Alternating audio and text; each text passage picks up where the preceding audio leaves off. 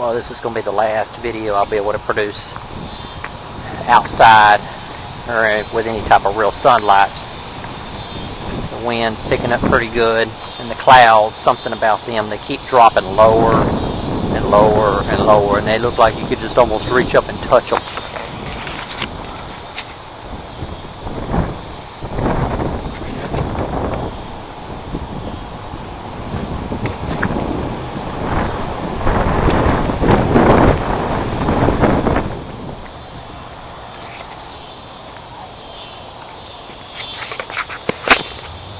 So depending on whether I have internet tomorrow or not, depends on whether I post any videos.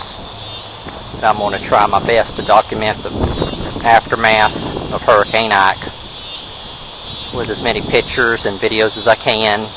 And I expect to be without power at my house. Well, I've got a generator, but without internet at my house. Maybe my work will have it, where I work at.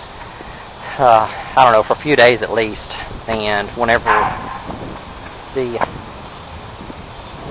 do get internet, then I'll start uploading the videos again. And until then, I'll talk to y'all later.